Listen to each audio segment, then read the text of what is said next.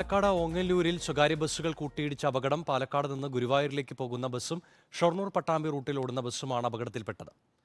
ഇക്ബാൽ അറക്കലാണ് ചേരുന്നത്. ഇക്ബാൽ, നിലവിൽ എത്ര പേർക്ക് പരിക്കുണ്ട്? അപകടം എങ്ങനെയാണ് ഉണ്ടായത്?